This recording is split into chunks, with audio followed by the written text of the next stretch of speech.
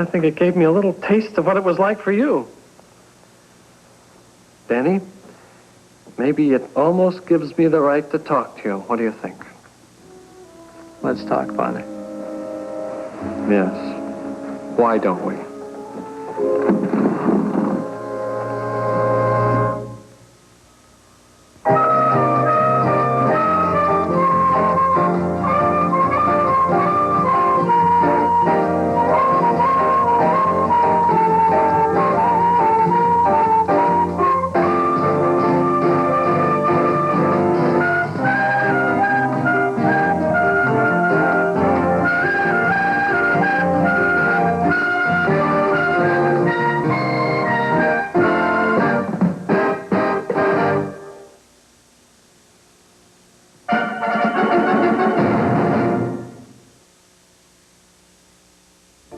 Channel 5's Pam Dale, keeping you in touch.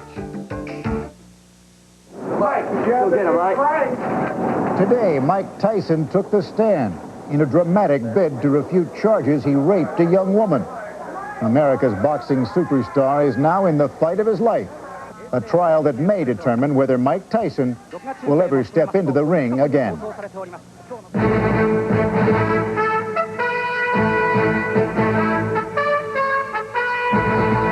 This is ABC News Nightline. Substituting for Ted Koppel and reporting from New York, Forrest Sawyer. This has been a season for examining the dark side of the American psyche. In a short span, we have witnessed a Supreme Court nominee accused of sexual harassment, a medical student and member of the nation's most prominent political family accused of rape, and now this, one of the best-known sports figures in the world, also accused of rape. And whether he's guilty or innocent of this charge, there is something especially heartbreaking about the spectacle of Mike Tyson. We want to believe in the American dream that a boy could fight his way out of the slums to become a champion and role model. Instead, after Tyson's meteoric rise, he has fallen back into the atmosphere, burning all the way, tumbling from one bad scene to another on his way to today's fight just to stay out of prison. Mike Tyson has become a different kind of model, a symbol of how easily the best hopes can go wrong. How could a young man who can fight so hard fare so badly? First, some perspective from Nightline correspondent Jeff Greenfield. It is a startling, mesmerizing event. A figure so celebrated, so famous around the world, facing a charge as serious as this one.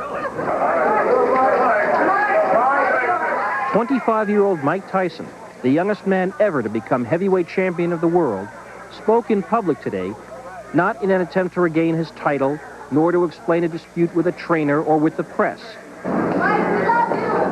He was in Indianapolis, Indiana, testifying in his own defense against a charge of rape, a charge that could land him in prison for the next 63 years.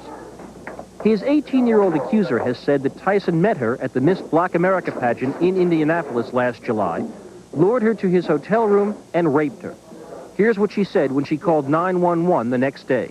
I was like, no, get off me, please, get off me. And she was like, don't fight me. And the person was a lot stronger than I was, and he just did what he wanted. And I was saying, stop, please, stop. And he just didn't stop. Basically, I'm confident that I'm innocent. I'm proof that I'm innocent. Tyson's defense is that there was consensual sex. His defense team has produced witnesses saying that the accuser willingly dated Tyson and that she was openly affectionate with him. But even the defense is not painting Tyson in wholly favorable colors. His own witnesses have described the fighter as making suggestive comments and gestures to many of the young women at the pageant, behavior his lawyers imply should have warned the accuser of what he had in mind. Tyson along the ropes doing damage. Tyson's rape trial is only the latest link in a chain of misfortune that has grown almost from the day in late June of 1988, when the 22-year-old with a devastating punch demonstrated his undisputed claim to the heavyweight championship of the world by knocking out Michael Spinks in 91 seconds of the first round. What followed was an angry break with his longtime manager, a car crash rumored to be a suicide attempt, an assault on a TV camera crew, and the breakup of his marriage to actress Robin Givens, which featured this extraordinary admission by Givens on national television. It's been torture. It's been pure hell. Then in February of 1990, the man they called Iron Mike lost his title to the unknown Buster Douglas in one of the most shocking upsets in boxing history. Most analysts say he has not been the same fighter since. He has the qualities, the talent physically, but as you well know, it takes a lot more than that. It takes a lot of mental discipline, and those qualities may be lacking and fatally lacking in terms of him ever achieving any kind of greatness. It all has the flavor of a fairy tale gone bad, a distasteful turn in a plot line of struggle, redemption, and triumph that's right out of a movie. Here's how the movie version would go. You take a kid from the Brownsville section of Brooklyn, New York, a neighborhood of projects and tenements, where this kid finds himself in big-time trouble before he's old enough to shave. He's saved from a life of crime by the intercession of a living legend of boxing, looking for one last champion. His name was Cus D'Amato, who'd made a heavyweight champion out of Floyd Patterson decades earlier. In Tyson, D'Amato saw a young boy with incredible promise trying to overcome an incredibly troubled background. Brownsville, Brooklyn is a bad, tough, hard place. The kids carry 9mm pistols. There's a prevalent, almost a gangster culture there, you know? And Mike's from that. And he courts that. Journalist Jack Newfield remembers Mike Tyson, recalling his Brownsville boyhood. He described how when he was 12, his M.O. on the streets of Brownsville and Bed-Stuy was to stand outside the supermarket and pretend to be a sweet, nice kid and offer to carry packages for old ladies back to the projects. And once he got them alone in the elevator, he would knock them out and steal their pocketbook. D'Amato took young Tyson up to the Catskills in upstate New York. He honed Tyson's skills, turned him into the most feared fighter of his generation. But even before the death of Cus D'Amato, there were those who felt a dark side of Mike Tyson had never been fully conquered. Those of us who knew Mike from the beginning always had a sense of foreboding, always had a sense that he was a time bomb. And I always remembered one of Cus D'Amato's favorite expressions, which was, "Round people don't die square." That dark side, some argue, was unleashed when his longtime mentors died and when controversial fight promoter Don King took over Tyson's career. What is unquestionable is that he's gotten into more public trouble with King than he did with the other guys. There is, of course, a sharply different view of Mike Tyson that has been much in evidence in Indianapolis during this trial. The view of Tyson as a victim, persecuted for his skin color and his fame. Outside the courtroom, at rallies, his supporters and his entourage paint a portrait of a figure the establishment wants to destroy, an image Mike Tyson embraces. I fight with God, and with God I can't lose, and I love you all. Thank you. But even those who have long admired his boxing skills fear for Mike Tyson's future, regardless of the trial's outcome. Right now, at this stage, I'm not sure even he knows what it would take to turn his life around. Predicting the outcome of a criminal trial is just about impossible. Predicting the end of the Mike Tyson story may be less impossible. He clearly had the stuff of which heroes are made. But heroes who never learn that they too must live within limits are heroes headed for a very unhappy ending. Jeff Greenfield for Nightline in Brooklyn, New York. And joining us now is Sonja Steptoe. She is a reporter for Sports Illustrated who has been covering the Tyson trial in Indianapolis. Ms. Steptoe, I suppose there's an unfortunate tendency in these trials to follow them as sporting events and to report on them as they progress. Perhaps that's encouraged by television. It's not a very good idea, but still seasoned court watchers have a sense of how each side is doing. Do you have a feel for the courtroom? Well, I do, and it's actually fairly readily apparent that the prosecution still seems to have the momentum, even though they rested their case several days ago. Well, the accuser was a strong witness by all accounts. Do you agree with that? Yes, absolutely. She was very convincing. And now, of course, the defense had to, I suppose, in the face of that, put Tyson on the stand. That's right. In addition to her, her mother took the stand, and in very moving testimony, she wept while she was testifying, talked about the changes in her daughter's personality as a result of the alleged attack. Was Tyson a strong witness?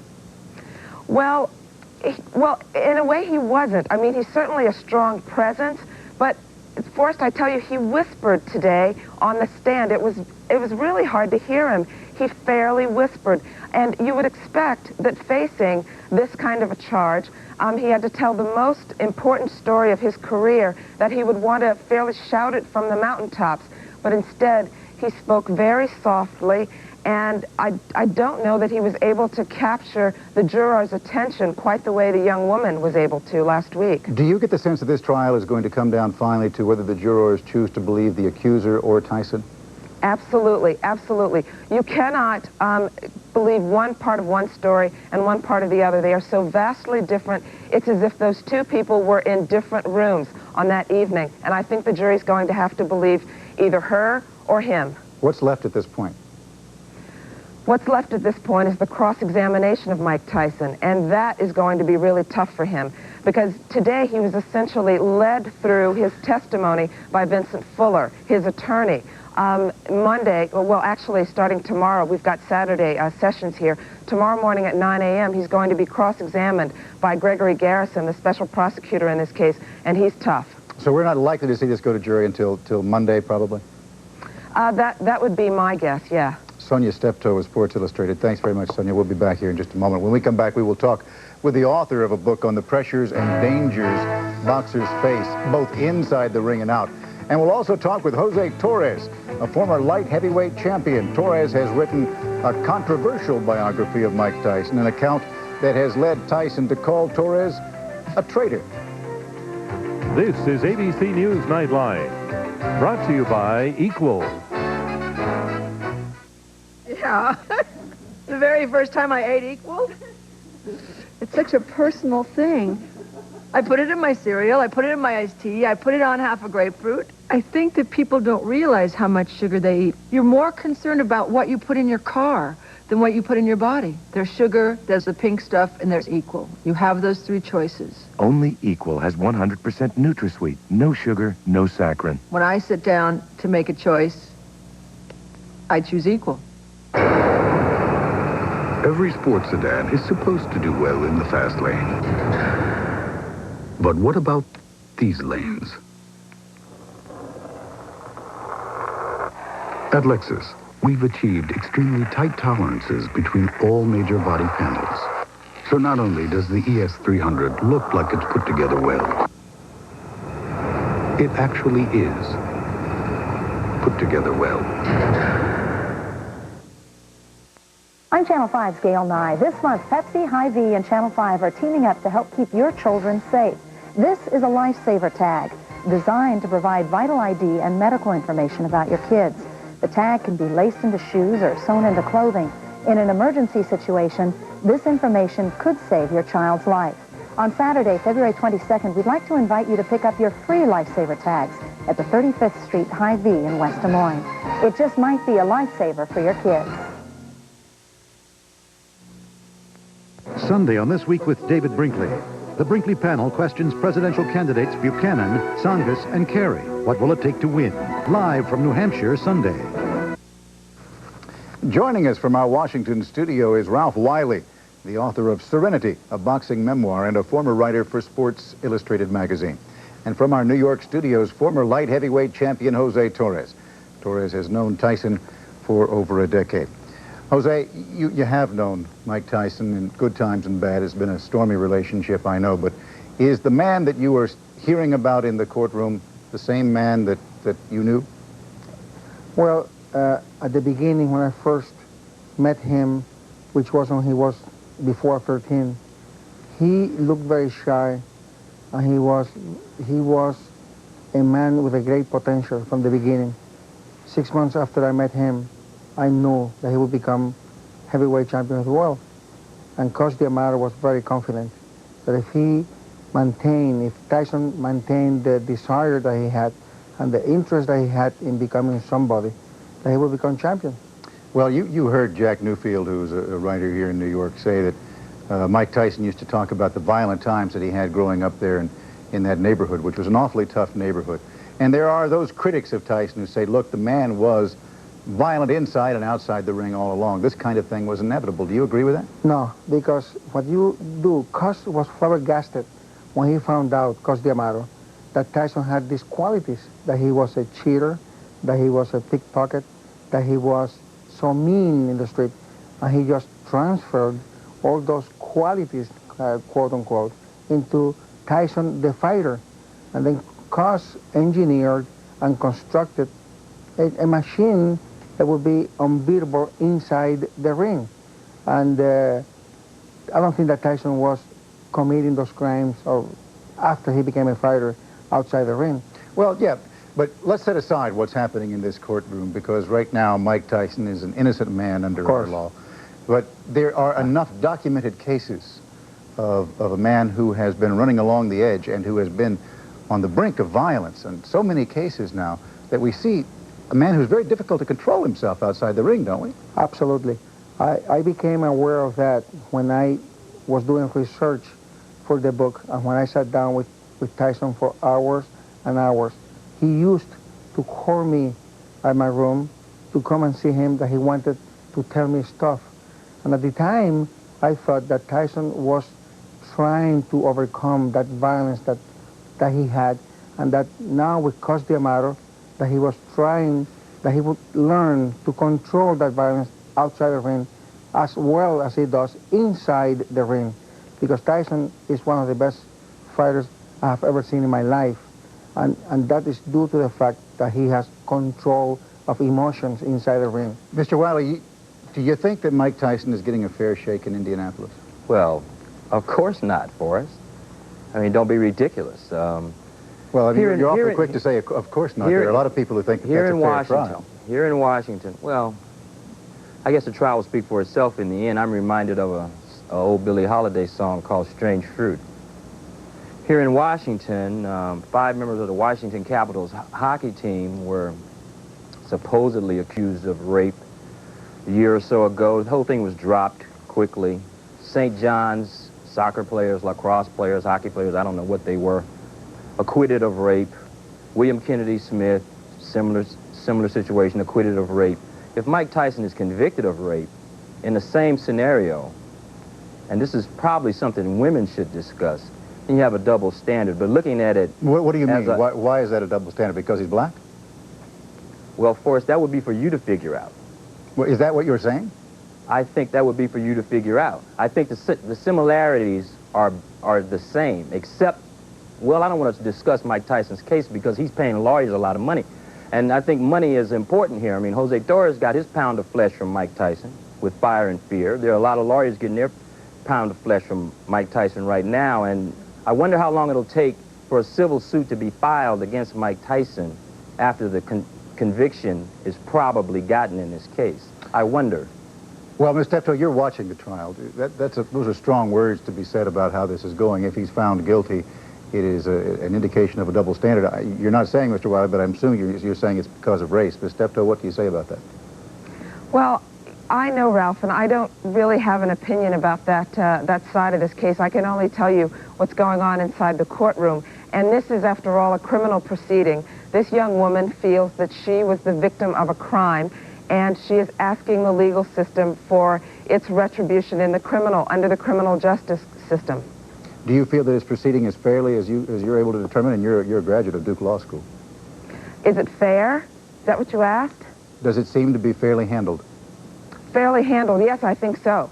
All right, let's stop there. Let's move on and talk about boxing and the kinds of pressures that take place in boxing when we continue our discussion in just a moment.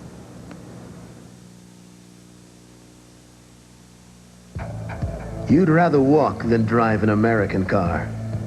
You think no American car can match the quality of an import. You figure if it isn't foreign, it isn't for you. You wouldn't give an American car the time of day. Well, in case you haven't noticed, times have changed. Introducing the new Skylark. This is the Buick that's going to change a lot of impressions about Buick.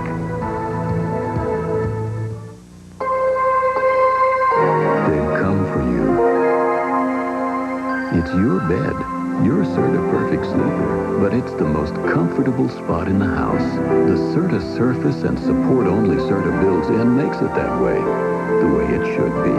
It's why people are saying, I want my Serta. Hurry, it's the Great American Serta Mattress Sale at participating retailers everywhere. They're blasting prices on Perfect Sleeper today. Come on, Betty. Make my meal. These scalloped potatoes, so creamy, piping hot, real Idaho russets. I like them a lot. Betty's Easy Scalloped, the potatoes that make the meal. Remember the pancakes we had last Sunday? How can I forget them? They're still here. From today on, I'm making Bisquick pancakes. They're light, fluffy, and Bisquick doesn't have cholesterol. What do you think about that? I think. I love you. Bisquick makes today's pancakes. How to recognize and avoid sexual harassment. Students in Minnesota are being taught that no means no at any age. And a growing threat in the oceans, toxic tides from the Sea of Japan to the Gulf of Mexico. We've just polluted and changed our coastal waters. On ABC's World News Tonight next week. Subject is Mike Tyson and the pressures of boxing. Jose, how old was Tyson when he first started boxing? He was around 12, and he was in jail when he first boxed with a coach who had been trained by Cus before. And when he saw the potential of this young kid, he took him to Cus. How in the world can a boy who has had the experiences that he had growing up and then is suddenly introduced into the bright lights of boxing and instantly vaulted to that kind of fame and the millions and millions of dollars that are at stake and the pressures and the pushes and the pulls, how can anybody expect him to keep his feet? It is amazing because at the level that Tyson is right now, you have to have an incredibly complex mind, because at this stage it is no longer a contest of physical abilities, but a contest of character and desire. Because at that stage the physical ability is about the same among all the top contenders and the champion. And Tyson was so smart, and I'm talking about intellectually smart, that he was able to deal with the pressures of boxing, even though it was very hard to live with him in training camp. He used to go berserk 2 and 3 weeks before. And I remember Steve Lott and Kevin Rooney going crazy with this kid because the pressure used to get to him. And they educated him. He was learning more and more. And then, of course, the whole thing went bad when he decided, when he was lured by Duncan to leave the old family. Mr. Wiley, I saw you kind of shaking your head at one point there. Well, aren't these pressures extraordinary? Yes, but Mike Tyson is not singular. If you look back at heavyweight champions, I think with the possible exception of Muhammad Ali, they all had very tough, very difficult backgrounds. You don't become the heavyweight champion of the world by singing soprano in the gospel choir at church.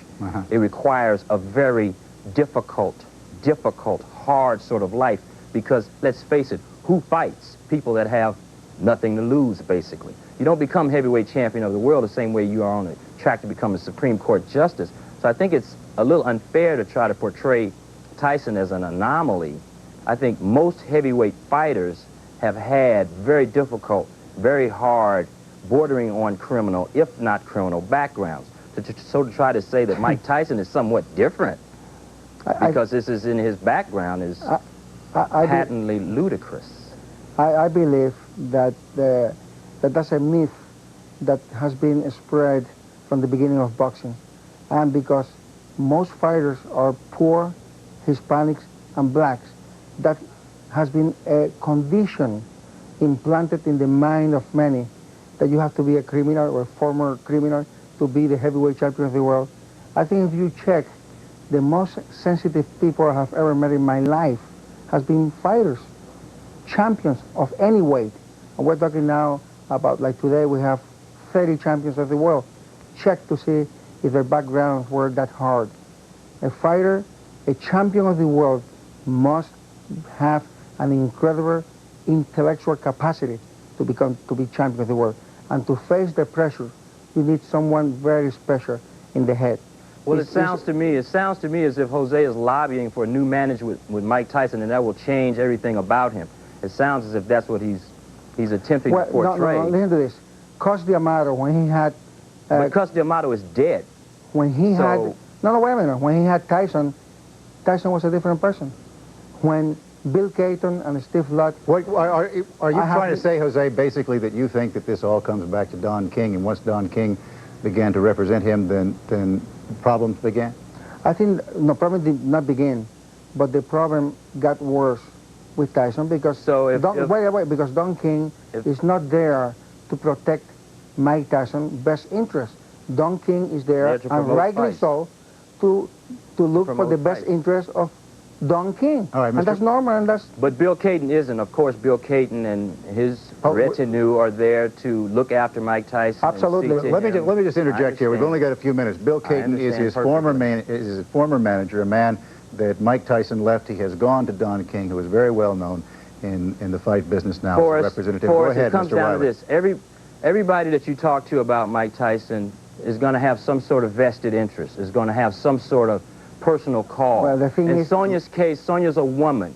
She feels very put upon, I'm sure, as a woman. But to try to say Mike Tyson is the man, is the one man that has pained women is false. All right, Ms. Steptoe, we've got about 15 seconds, and since you were brought into this, you better jump in here. Do I feel pained by this? I'm just an interested observer, Forrest and Ralph. I think what's interesting to me is the defense that Tyson's lawyers are raising, that he is the stereotypic view of a black athlete. Forgive me, folks, we are right out of time, Jose. I'm very, very sorry. I thank you all for talking with us, and we'll be back in just a moment.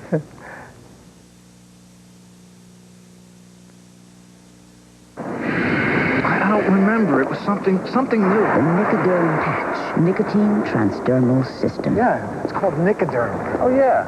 Yeah, the patch. Right, it's a patch. Nicoderm. It's new. A lot of people don't know about it. You know, maybe I'll ask my doctor. Nicoderm. It's a patch, huh? Yeah, it's a patch. The Nicoderm patch.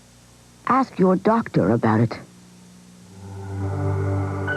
With one of the highest resale values in its class and proven Honda reliability,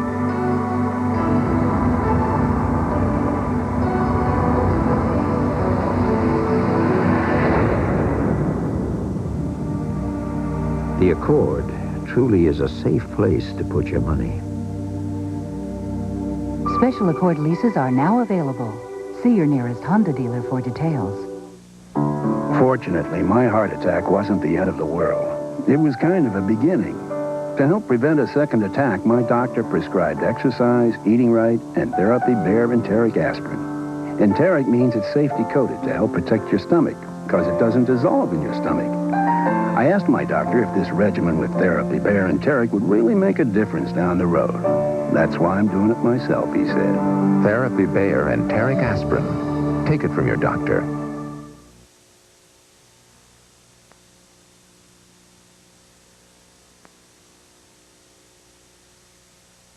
On America's favorite sport truck, loaded with a sliding rear window, AM/FM stereo, chrome rear step bumper, and more. But hurry, this special offer is only for a limited time, and this may be your last chance to get a fully equipped Ford Ranger for only $9,085. See your local Ford dealer now, because this is your last chance. Once again, my thanks to our guests. ABC News will, of course, be covering the Mike Tyson trial tomorrow and again on Monday if it continues then. Sunday on This Week with David Brinkley, the 92 vote in the New Hampshire primary. Guests include Republican presidential candidate Patrick Buchanan and Democratic contenders Paul Tsongas and Senator Bob Kerrey. But that is our report for tonight. I'm Forrest Sawyer. And for all of us here at ABC News, good night. If you wish a videocassette version of Nightline, the cost is $14.98 plus $3.95 shipping and handling. This has been Nightline. Nightline is a presentation of ABC News. More Americans get their news from ABC News than from any other source. From the author of Presumed Innocent, I need to show you something. your life spins out of control. You're gonna tell me, Dixon. You're gonna tell me now. How can you stop it? Some man has a check from my wife for $850,000. If you don't know the truth. Look who's getting lucky. Scott Turo's The Burden of Proof, Sunday at 9, 8 Central. In and out clouds overnight with a low in the teens. When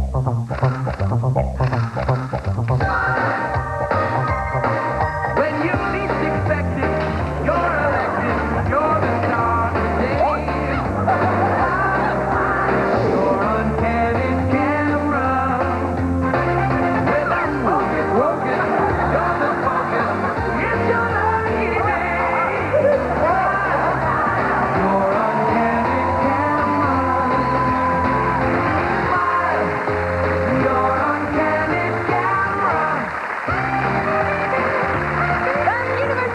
Hollywood, it's the host with the most, Don DeLuise.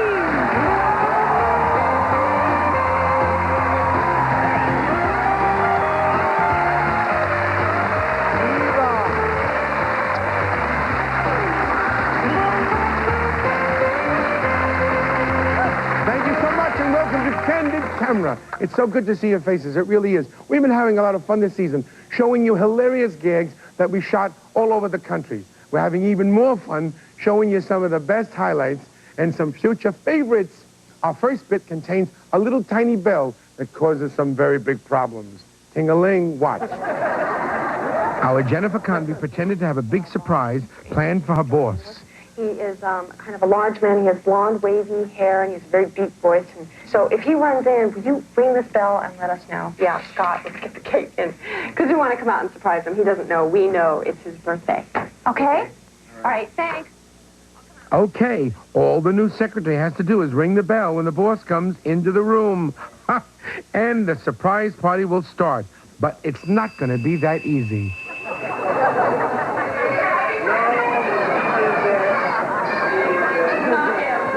Do this next, don't worry. That's right, just an accident. Except all the phony delivery guys work for us. I've been doing since I was a kid. Don't hit it. Don't hit it. Don't do it.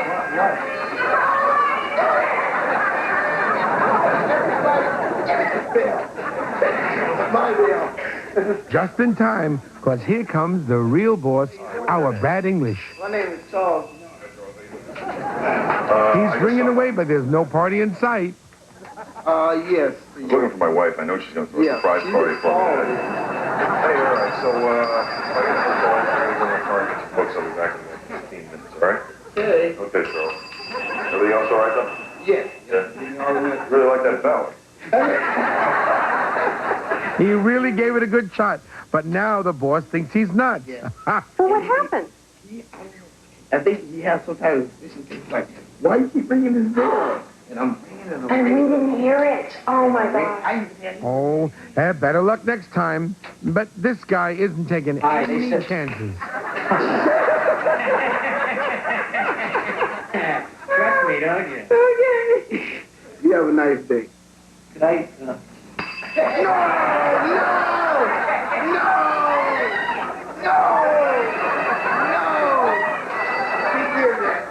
Who knows for whom the bell tolls? This guy is going to find out. Surprise! Finally! Surprise! You're on Candid Camera! Nice there.